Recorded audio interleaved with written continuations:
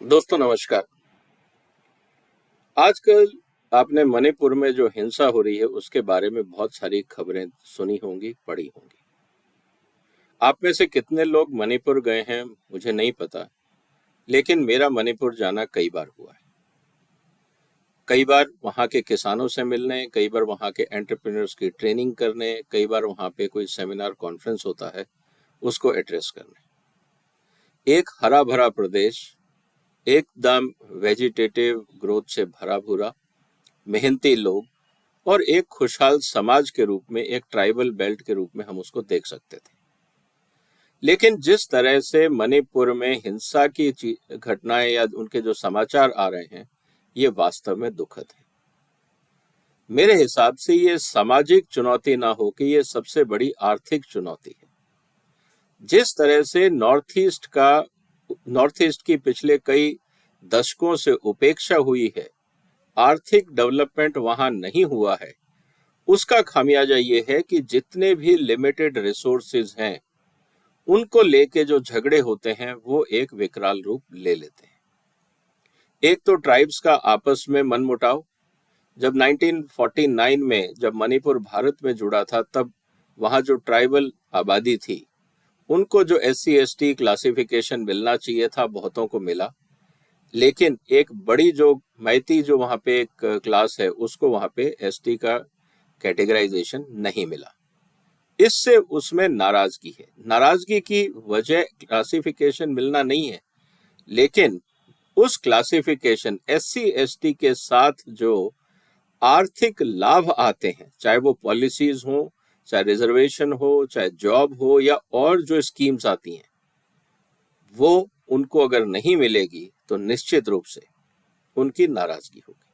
तो मैं इसीलिए कह रहा हूं, ये सामाजिक ना हो कि एक आर्थिक झगड़े को लेकर ये पूरा का पूरा विवाद है।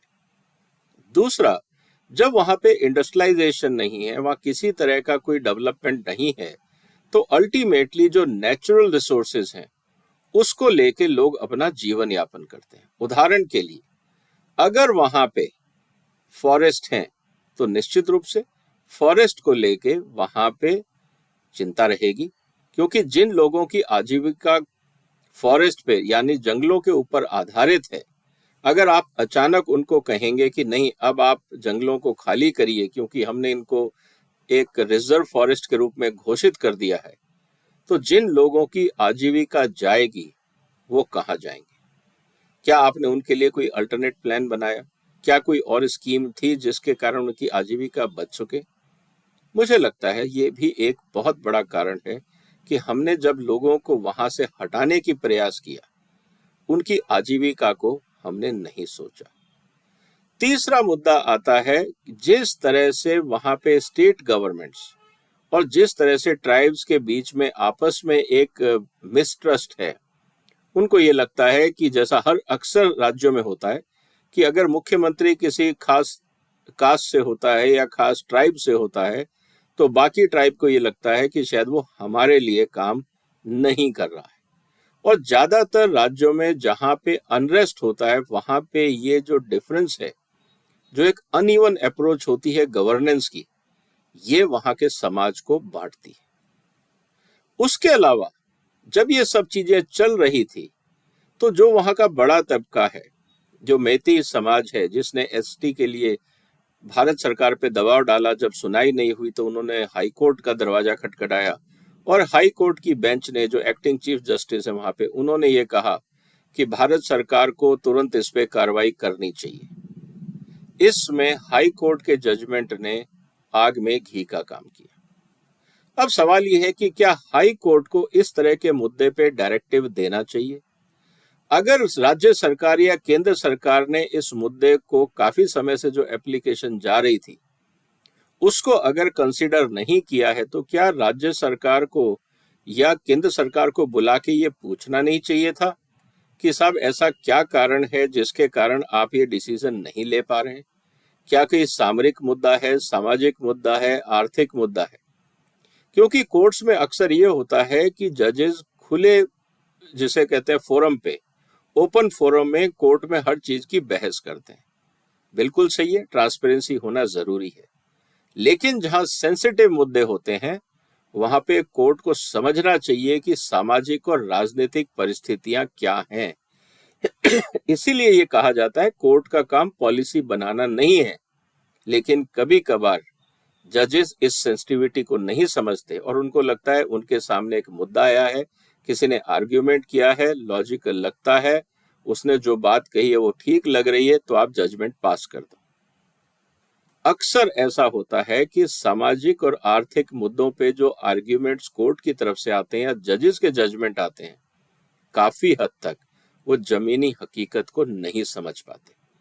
जरूरी नहीं है कि कोई ट्राइबल एक अच्छा वकील हायर कर सके, जरूरी नहीं है कि एक किसान का समूह अच्छा वकील हायर कर सके, लेकिन इसका मतलब ये नहीं है कि अगर आपने अच्छा वकील हायर कर लिया तो जमीनी हकीकत बदल जाएगी। ये बात भी कोर्ट्स को और जजेस को समझनी पड़ेगी। अब आते हैं वापस मुद्दे पे। दोस्तों, अगर हम आज मणिपुर की स्थिति देखें तो मणिपुर की स्थिति एक ही है कि अगर हम वहां पे आर्थिक विकास करें और हर समाज को ये लगे कि इस विकास में उनकी भागीदारी और उनको इनका श्रेय मिलेगा, इससे उनका भी आर्थिक लाभ होगा, तो मुझे लगता है मणिपुर की स्थिति पे हम लोग काबू पा लेंगे। इसके लिए भारत सरकार को ऑर्डिनेंस जो निकाला है या जो कार्रवाई करी है, कानूनी कार्रवाई करी है या मिलिट्री फोर्सेस भेजे हैं लॉ एंड ऑर्डर को कंट्रोल करने के लिए, वो अपनी जगह है। मुझे लगता है भारत सरकार को नॉर्थ ईस्ट को, खासकर जहां पे किसी तरह का इंडस्ट्रियलाइजेशन नहीं है, टेक्निकली लैंडलॉक्ड एरिया है, मेन मार्केट से दूर है और बिल्कुल बॉर्डर स्टेट्स हैं नॉर्थ ईस्ट के, उनके लिए तुरंत एक इकोनॉमिक डेवलपमेंट प्लान बनाने की जरूरत है। ये बात सही है कि कई प्लान बने लेकिन उनका कोई बाजारिक अधिकार मतलब आधार नहीं था। उदाहरण के लिए पूरे नॉर्थ ईस्ट को हम ऑर्गेनिक डिक्लेयर करेंगे, इसका क्या लॉजिक था? वो जो ऑर्गेनिक सब्जी उगाएगा किसान या फसलें उगाएगा, उसको बेचेगा किसको? जब वहां पे हर आदमी ऑर्गेनिक उगा रहा है तो उसका प्रीमियम कौन देगा? कहीं ना कहीं हमारे जो नीति निर्माता हैं वो हकीकत को पहचानते नहीं हैं, बाजार को समझते नहीं हैं। उनको लगता है कि मंत्रालय में बैठ के जो हमने पॉलिसी बनाई वो सही है, जबकि उसकी बाजारिक स्थिति या आर्थिक स्थिति से कोई संबंध नहीं होता है। ये सिर्फ एक पॉलिसी अनाउंसमेंट, एक घोषणा रह जाती है।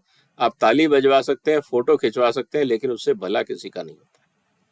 तो सबसे पहले ये हमें समझना होगा कि नॉर्थ ईस्ट और मणिपुर जैसे राज्यों की स्ट्रेंथ क्या है।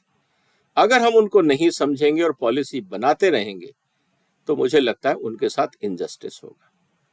मेरा अपना अनुभव जो है नॉर्थ ईस्ट का, मैं आपके साथ साझा कर रहा हूं और उम्मीद है कि जो पॉलिसी मेकर्स इस वीडियो को देखेंगे उनको इन बातों पे ध्यान करने का रिक्वेस्ट करूंगा मैं। पहला, देखिए, आप जब नॉर्थ ईस्ट की बात कर रहे हैं तो वहां पे जो भी आप चीज पैदा करेंगे उस सामान को लाके इंडिया की मेन मार्केट में दिल्ली, बंबई, मध्य प्रदेश, गुजरात कहीं पे भी बेचना बहुत मुश्किल होगा, क्योंकि ट्रांसपोर्टेशन कॉस्ट बहुत ज्यादा है। तो अगर आप कोई भी ऐसा प्लान बना रहे हैं जिससे आप ये कहें कि हम नॉर्थ ईस्ट को सब्सिडी भी दे देंगे, तो ट्रांसपोर्टेशन कैसे होगा, रॉ मटेरियल कैसे होगा? वहां पे ना पैकेजिंग मटेरियल है, ना वहां पे स्किल्स हैं, ना वहां फैक्ट्रीज हैं, ना वहां लेबोरेटरीज हैं, ना वहां पे इकोसिस्टम है जो वहां पे लोकल इंडस्ट्री को सपोर्ट करने के लिए चाहिए। तो सिर्फ पॉलिसी बनाने से या सब्सिडी देने से काम नहीं चलता है। पहली बात तो हमें समझनी होगी। दूसरा, नॉर्थ ईस्ट हम भारत की मेनलैंड से ज्यादा जो साउथ एशियन कंट्रीज हैं उसके ज्यादा करीब है। उदाहरण के लिए मणिपुर के साथ म्यांमार लगता है, फिर वहां पे लाओस लगता है। अगर आप बाई रूट की बात करें, म्यांमार तो बिल्कुल बॉर्डर पे, Laos, Thailand, Malaysia, Philippines, Indonesia, मुझे लगता है वहां पहुंचना और वहां पे अपना माल बेचना, वियतनाम, मेन लाइन भारत में मद्रास में बेचने से अच्छा है कि वो फिलीपींस में बेचें, वियतनाम में बेचें। लेकिन उसके लिए आपको जिस तरह से आप अभी बाकी राज्यों के लिए पॉलिसी बना रहे हैं वैसे काम नहीं चलेगा। मैं एक दो उदाहरण आपके सामने रखता हूं। जितने भी ईस्ट एशियन कंट्रीज हैं, खासकर साउथ ईस्ट एशियन कंट्रीज हैं, सारे के सारे बुद्धिस्ट कंट्रीज हैं। अगर आप बुद्धिस्ट कंट्री में देखें तो एक चीज बहुत कॉमन है, वो है वहां पे सारे कंट्रीज में पिग मीट, पिगरी की बहुत डिमांड रहती है। जब पिगरी की डिमांड है तो हम पूरे नॉर्थ ईस्ट को पिग हब क्यों नहीं बना सकते, क्योंकि भारत के बाकी क्षेत्र में पिग मीट का संचालन करना या प्रोडक्शन करना, उसका व्यापार करना मुश्किल है, क्योंकि भारत में जो मीट इंडस्ट्री है वो एक खास मुस्लिम कम्युनिटी के पास है और वो पिग में डील करना नहीं चाहते। इसका मतलब जहां जहां पे भी मुस्लिम कम्युनिटी व्यापार में है वहां पे पिग मीट नहीं आ सकता। और भारत में ज्यादातर मीट बिजनेस जो है वो मुस्लिम कम्युनिटी के पास है, चाहे वो मंडियों पे कब्जा हो या रिटेल मार्केट हो या बहुत सारे स्लॉटर हाउसेस हो, वो ज्यादातर मुस्लिम कम्युनिटीज के पास है। अगर मैं मॉडर्न स्लॉटर हाउस जो नए पोल्ट्री में आ रहे हैं वो कॉर्पोरेट के हैं, उनको अगर मैं छोड़ दूं तो हिस्टोरिकली पूरा ट्रेड मुस्लिम कम्युनिटी के पास था। तो वो पिग मार्केट को प्रमोट नहीं करेंगे, सपोर्ट नहीं करेंगे। इसलिए भारत सरकार को जरूरी है कि पिगरी के ऊपर एक पूरा प्लान बने और जिसका टारगेट ईस्ट एशियन कंट्रीज होना चाहिए, क्योंकि वहां पे नेचुरल मार्केट है, बुद्धिस्ट है, और बाई लैंड आप चाहे प्रोसेसिंग करके या लाइव मीट आप ट्रांसफर कर सकते हैं नॉर्थ ईस्ट से उन देशों में। पिग बहुत ही प्रॉफिटेबल बिजनेस है। ये अकेला जानवर है पिग जो जोग्रामेटिकली प्रोग्रेस करता है। एक पिग 10, 12, 15, 14 बच्चे देता है, बाकी कोई जानवर इस रफ्तार से पैदावार नहीं करता है। इसका मतलब यह है कि अगर हमने पिगरी को ध्यान से एज ए इकोनॉमिक एंटिटी देखा तो आज जो झगड़ा चल रहा है वहां के ट्राइब्स पिगरी रियरिंग के ऊपर वो ध्यान देंगे। और जो भारत सरकार की एक बड़ी विचित्र पॉलिसी है फॉरेस्ट को लेके, हमने अभी भी फॉरेस्ट रिसोर्सेज को लेके भारत में कोई सेंसिबल पॉलिसी नहीं बनाई है। फॉरेस्ट का मतलब ये हमारे यहाँ पे ये है कि आप जंगलों को छुएंगे नहीं। देखिए, दो तरह के जंगल होते हैं। हमें स्कैंडिनेविया से सीखना पड़ेगा फॉरेस्ट मैनेजमेंट कैसे होता है। वहां पे हर साल लाखों हेक्टेयर में फॉरेस्ट लगता है और हर साल लाखों हेक्टेयर में फॉरेस्ट की कटाई होती है। वो इसलिए क्योंकि जहां पे भी आपका ट्रेडिशनल फॉरेस्ट है, रिजर्व फॉरेस्ट, आप उसको रखिए, क्योंकि वहां पे जंगली पशु पक्षी हैं, फॉरेस्ट एरिया है, जंगली जानवर हैं, उनको भी हैबिटेशन चाहिए, बिल्कुल सही। आप उसको कॉर्डन ऑफ करिए, वाइल्ड लाइफ सेंचुरी की तरह रखिए, कोई ऐतराज नहीं है। लेकिन जहां पे लोग रह रहे हैं उसके आसपास का क्षेत्र एक फॉरेस्ट्री, सोशल फॉरेस्ट्री के रूप में डेवलप करना चाहिए कि आप वहां पे पेड़ लगाएं, हर 5 साल बाद उस पेड़ को काटें, उसकी जगह नया लगाएं।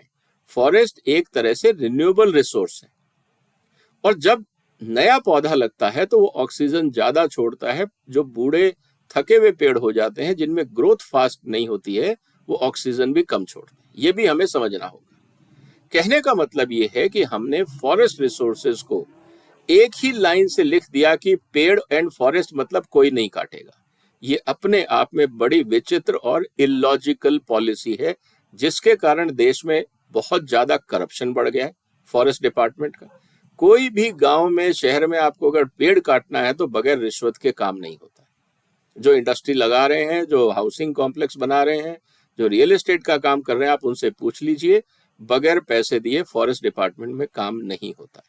और दिल्ली जैसे शहर में अगर आपको एक पेड़ काटना है तो 50 से 1 लाख रुपए तक की डिमांड कर देते हैं फॉरेस्ट के लोग, फॉरेस्ट डिपार्टमेंट के लोग। ये बात आपको समझनी होगी। रही बात कि जब आपके पास गांव में लोग रह रहे हैं, आप उनको लाइव स्टॉक सेक्टर में इन्वॉल्व करिए। मैं ये नहीं कहूंगा कि आप वहां पे गायों पे ध्यान दीजिए, क्योंकि अगर आपने पिग के अलावा कोई भी जानवर वहां पैदा करने की कोशिश करी, सारा स्मगल होके बांग्लादेश चला जाएगा, जैसा कि पूरे नॉर्थ ईस्ट में हुआ है, बंगाल में हुआ है, यहाँ तक कि छत्तीसगढ़, झारखंड तक, इवन नेपाल तक की गायें स्मगल होके बांग्लादेश जाती हैं स्लॉटर हाउसेस में।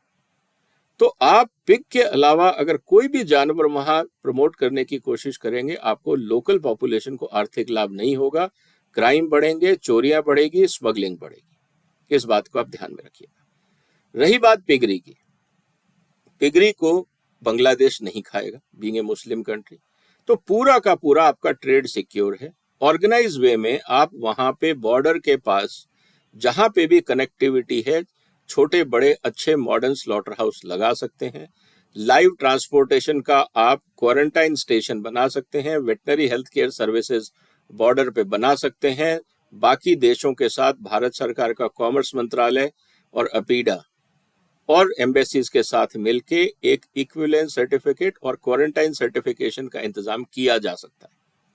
इससे वहां की आबादी को अच्छा पिग मार्केट प्रोडक्ट मिलेगा जो ऑर्गेनिक क्रॉप पे है, क्योंकि यही पिग लोकल वेजिटेशन में रहेंगे तो ऑर्गेनिक खाएंगे। ये जिस तरह से वेस्टर्न फार्म के जो पिग्स आते हैं फैटनिंग वाले, जिनको बहुत फैटनिंग के लिए अनाज दिया जाता है, उससे ज्यादा टेस्ट और क्वालिटी इंडियन पिग्स की होगी। ये हमें समझना होगा। दूसरा, हमें इस बात को समझना होगा कि जिस तरह से भारत के अंदर भी पिग की डिमांड बढ़ रही है, 5 स्टार होटल्स में, रेस्टोरेंट्स में, आज हम बहुत सारा पिग मीट इंपोर्ट कर रहे हैं।